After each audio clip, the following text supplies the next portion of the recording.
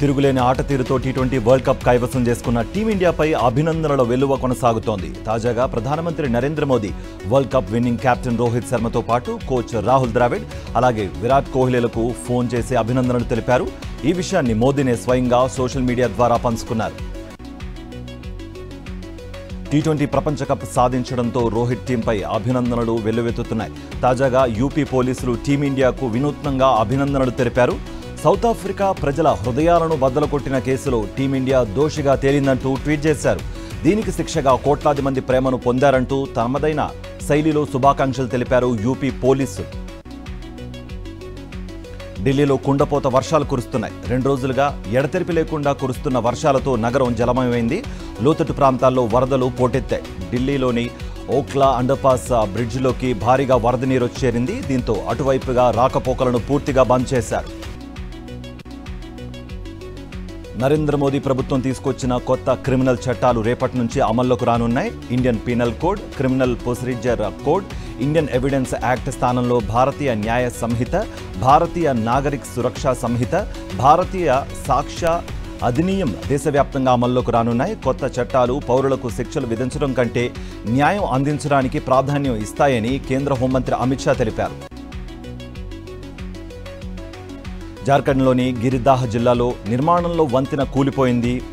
Deoria sub డివిజన్లోని ఫతేపూర్, బెల్వాఘటి గ్రామాల రాకపోకలకు వీలుగా 5 కోట్లకు పైగా వ్యయంతో అర్గా నదిపై ఈ వంతెనను నిర్మిస్తున్నారు.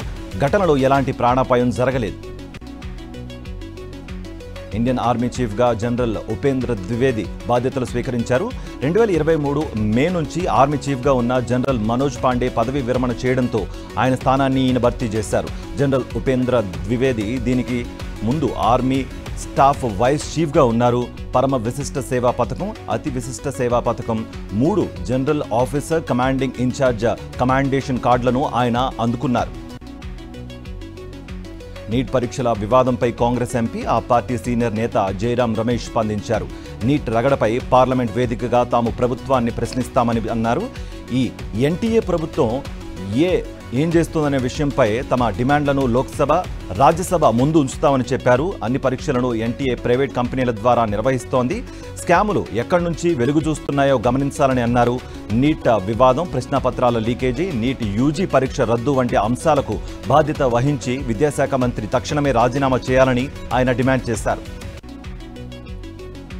పోలవరం ప్రాజెక్టును అంతర్జాతీయ జలవనరుల నిపుణుల బృందం సందర్శించింది. అమెరికా, కెనడాకు చెందిన 4 నిపుణులు 4 రోజుల పాటు పోలవరంలోని అన్ని పనులను పరిశీలించి వెళ్లనున్నారు. అయితే 2 రోజుల ప్రాజెక్టును పరిశీలించనుండగా మిగతా 2 రోజులు దీనిపై అధ్యయనం చేయనున్నారు. బోనాల పండుగకు హైదరాబాద్ నగరం ముస్తాబవుతోంది. జూలై 7వ తేదీ నుంచి జరగనున్న ఆషాఢ బోనాల కోసం అంగరంగ వైభవంగా నిర్వహించేందుకు ప్రభుత్వం ఏర్పాట్లు చేస్తోంది. అయితే అమ్మవారికి మొక్కులు చెల్లించుకునేందుకు సమర్పించే బోనాల తయారీ కోసం మట్టి కుండలు రెడీ అవుతున్నాయి.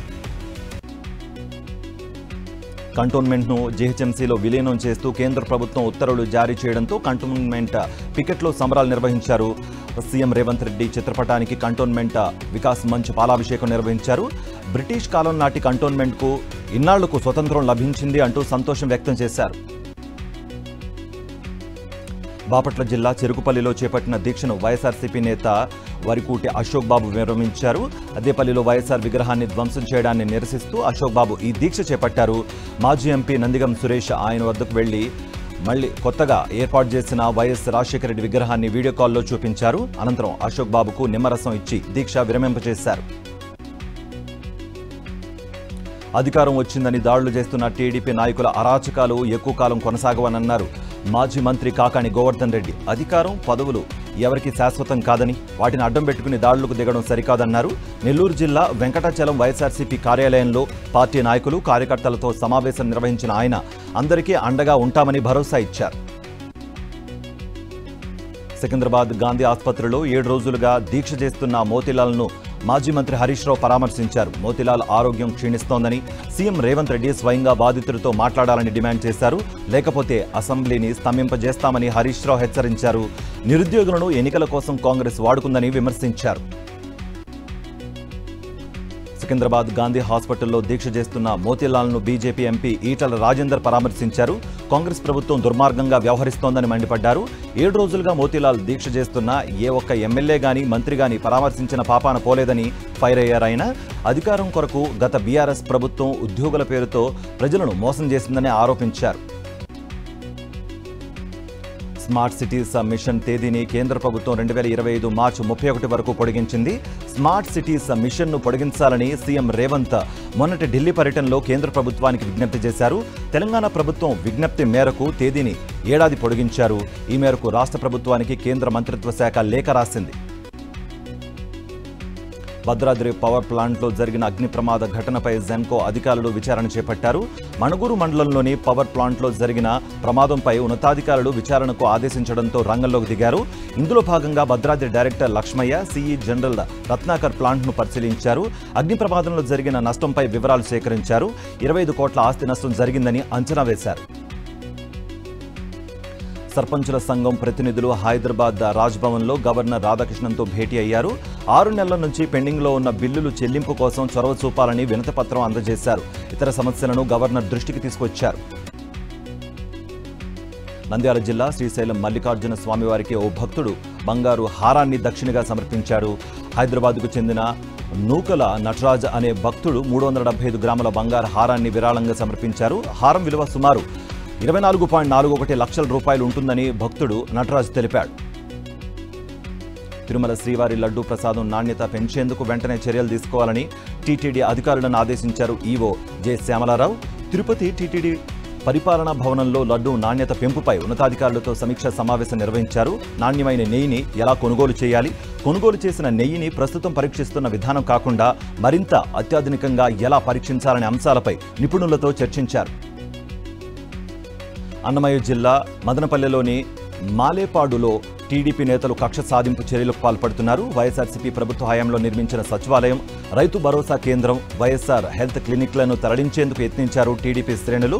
సచివాలయం తరలించడంపై గ్రామస్తులు ఆగ్రహం వ్యక్తం చేసి అడ్డుకోగా వారిపై దౌర్జన్యానికి దిగారు టీడీపీ శ్రేణులు.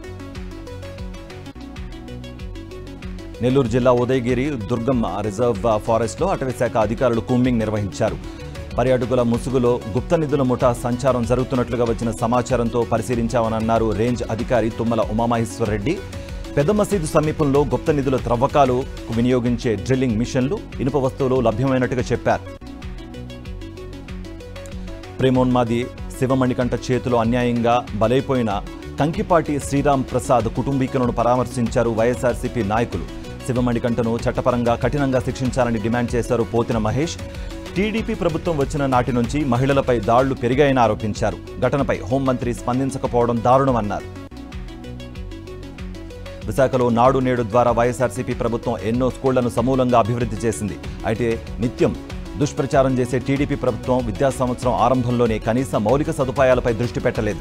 విశాఖలోని కప్పరాడ స్కూల్ ప్రాంగణంలో చిన్నారులు మధ్యాహ్న భోజనాన్ని బురదలోనే కూర్చుని తినే పరిస్థితి ఏర్పడింది. రంగారెడ్డి జిల్లా మైలార్దేవుపల్లిలో లారీ బీభత్సం సృష్టించింది. అదుపు తప్పిన లారీ ఒక్కసారిగా రోడ్డు పక్కన ఉన్న ఇంట్లోకి దూసుకువెళ్లింది. దీంతో ఇంటి గోడలు పగిలి అటువైపు వెళుతున్న వాహనాలపై పడ్డాయి. ఈ ప్రమాదంలో కారు, ఆటోలో ప్రయాణిస్తున్న వ్యక్తులకు స్వల్ప గాయాలయ్యాయి. దీంతో రోడ్డుకు ఇరువైపులా భారీగా ట్రాఫిక్ జామ్ ఏర్పడింది. నంద్యాల జిల్లా మహానందిలో మరోసారి చిరుత కలకలం రేపుతోంది. మహానంది ఆలయ సమీపంలో చిరుత సంచారంతో భక్తులు భయాందోళనకు గురవుతున్నారు. రాత్రి మహానంది క్షేత్రం చుట్టూ తిరిగింది ఆ చిరుత. ఆలయ సీసీ కెమెరాల్లో చిరుత సంచరించిన దృశ్యాలు రికార్డ్ అయ్యాయి. తన పేరు మీద ఉన్న కంపెనీని లాక్కోవాలని చూస్తున్నారని super surfaces India private limited సంస్థ యజమాని కుమార్ వర్మ మాదాపూర్ పిఎస్లో ఫిర్యాదు చేశాడు. స్నేహితుల ద్వారా పరిచయమైన విష్ణువర్ధన్ రెడ్డి అధిక లాభాలు తెప్పిస్తామని మాయమాటలు చెప్పి కంపెనీలో పెట్టుబడులు పెట్టినట్లుగా కుమార్ వర్మ తెలిపారు. అయితే కొంతకాలానికి బెదిరించి బలవంతంగా సంతకాలు చేయించుకుని విష్ణువర్ధన్ రెడ్డి కంపెనీని కాజేశారని ఆరోపించారు. హైదరాబాద్ బండ్లగూడ జాగర్లో మాజీ మేయర్ మహేందర్ గౌడ్ అనుచరులు వీరంగం సృష్టించారు. హరిత మహోత్సవంలో మేయర్ లతా ప్రేమ్ గౌడ్తో అసభ్యంగా ప్రవర్తించారు. రాజేందర్ నగర్ ఎమ్మెల్యే ప్రకాష్ గౌడ్ సమక్షంలోనే దాడికి యత్నించారు. అడ్డుకున్న కార్పొరేటర్లపై దాడి చేశారు. ఈ ఘటనలో పలువురు కార్పొరేటర్లు గాయపడ్డారు. బాధితులు రాజేందర్ నగర్ పిఎస్లో ఫిర్యాదు చేశారు. సంగారెడ్డి రూరల్ పోలీస్ స్టేషన్ పరిధిలో అర్ధరాత్రి సమయంలో దొంగలు హల్చల్ చేస్తున్నారు. సంగారెడ్డి మండలం తాళ్లపల్లిలో బన్యన్ గ్యాంగ్ రెక్కి నిర్వహించి దొంగతనానికి పాల్పడ్డారు. ఓ మహిళ మెడలో 3 తులాల బంగారు గొలుసు అపహరించారు. ఆ గ్రామ ప్రజలు ఇప్పుడు బన్యన్ గ్యాంగ్ పేరు చెబితేనే వణికిపోతున్నారు. పార్వతీపురం మన్యం జిల్లా జియమ్మవలస మండలం కుదమ గ్రామ సమీపంలో ఏనుగుల గుంపు బీభత్సం సృష్టించింది. 6 ఏనుగుల గుంపు సంచరిస్తూ అరటి తోటలను ధ్వంసం చేశాయి. వేలాది రూపాయలు ముదుపుగా పెట్టి పండించిన పంటను ఏనుగులు నాశనం చేయడంతో రైతులు లబోదిబోమంటున్నారు. నంద్యాల జిల్లా శ్రీశైలంలో ముక్కంటి మల్లన్న ఆలయానికి భక్తులు పోటెత్తారు. మొక్కులు తీర్చుకునేందుకు భారీగా క్షేత్రానికి తరలివస్తున్నారు. క్షేత్రం మొత్తం ఎటు చూసిన వాహనాలతో సందడి వాతావరణం నెలకొంది. భక్తుల రద్దీ భారీగా పెరిగింది. క్షేత్రమంతా భక్తజనంతో సందడిగా మారిపోయింది. తూర్పుగోదావరి జిల్లా నల్లజర్లలో ఘరానా మోసం ఒకటి బయటపడింది. ఓ కారు డ్రైవర్ పెట్రోల్ బంకులో కారులో పెట్రోల్ కొట్టించుకుని పనిచేయని ఏటీఎం కార్డు చేతిలో పెట్టి పరారయ్యాడు. మోసపోయామని గుర్తించిన బ్యాంకు సిబ్బంది పోలీసులకు సమాచారం అందించి ఫిర్యాదు చేశారు. పోలీసులు కేసు నమోదు చేసి దర్యాప్తు చేస్తున్నారు. ఈ దృశ్యాలు సీసీ కెమెరాల్లో రికార్డ్ అయ్యాయి.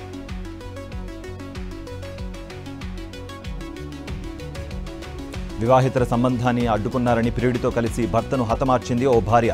సోదరుడి మృతిపై అనుమానం ఉందని పోలీసులకు ఫిర్యాదు చేయగా విచారణలో మృతుడి అన్న అనుమానమే నిజమైంది. వివాహితర సంబంధానికి అడ్డుగా ఉన్నాడనే నెపంతో భార్య తన ప్రియుడితో కలిసి హతమార్చిందని తెలిపింది. నిందితులను కోర్టులో హాజరుపరచగా రిమాండ్ విధించారు.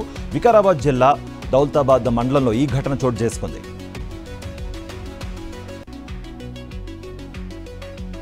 హనుమకొండ జిల్లా కమలాపూర్ మండలంలో యువతిని మోసగించి అత్యాచారం చేసిన నిందితుడిపై పోక్సో కేసు నమోదైంది. ఇంట్లో నుంచి పారిపోయిన ఓ అమ్మాయికి నిందితుడు మాయమాటలు చెప్పి లోబర్చుకున్నాడు. నిందితుడిని కామారెడ్డి జిల్లా నిజాం సాగర్ మండలం మహమ్మద్ నగర్ గ్రామానికి చెందిన మల్దొడ్డి శంకర్గా గుర్తించారు. అతన్ని అరెస్ట్ చేసి రిమాండ్కు తరలించారు. ఖమ్మం జిల్లా కిస్టారం వద్ద జాతీయ రహదారిపై రోడ్డు ప్రమాదం చోటు చేసుకుంది. ఖమ్మం నుంచి రాజమండ్రి వెళుతున్న బస్సును ఆయిల్ ట్యాంకర్ ఢీకొట్టింది. ఈ ప్రమాదంలో ట్యాంకర్ డ్రైవర్ క్యాబిన్లో ఇరుక్కుపోయాడు. సుమారు 30 నిమిషాలు శ్రమించి డ్రైవర్ను బయటకు తీసి హాస్పిటల్కు తరలించారు. టీఎస్పీఎస్సీ పరీక్ష రాసేందుకు వెళుతున్న అభ్యర్థులు సైతం స్వల్ప గాయాలతో బయటపడ్డారు. వినియోగదారుల ఫిర్యాదులకు ప్రాధాన్యమిచ్చి సాధ్యమైనంత తొందరగా వాటిని పరిష్కరించాలని జలమండలి ఎండీ అశోక్ రెడ్డి అధికారులను ఆదేశించారు.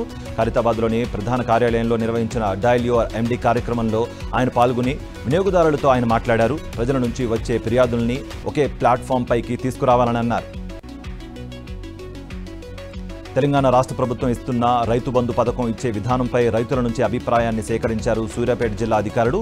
దీనిలో పలువురు రైతులు 5 ఎకరాలు ఉన్నవారికి రైతు బంధు ఇవ్వాలని, కొందరు రైతులు అభిప్రాయం తెలపగా మరికొందరు 10 ఎకరాల లోపు ఉన్నవారికి కూడా రైతు బంధు పథకం వర్తింపజేయాలని కోరారు.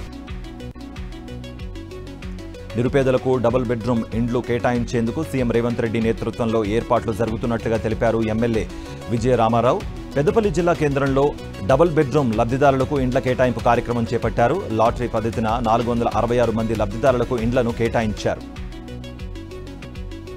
జయశంకర్ భూపాలపల్లి జిల్లా మహదేవ్పూర్ మండలం కాళేశ్వరం వద్ద ప్రాణహిత నది ప్రవాహం పెరుగుతోంది. ఎగువ మహారాష్ట్రలో కురుస్తున్న వర్షాల కారణంగా ప్రాణహిత నదిలోకి వరద నీరు చేరుతూ ఉండడంతో ప్రవహిస్తున్న కాళేశ్వరం త్రివేణి సంగమంలో కలుస్తోంది. గోదావరి, ప్రాణహిత నదుల ప్రవాహం మేడిగడ్డ వైపు పరుగులెడుతోంది. తీరం వద్ద గోదావరి జలాలు, ప్రాణహిత జలాలు వేరువేరు రంగులలో దర్శనమిస్తూ భక్తులకు కనువిందు చేస్తున్నాయి.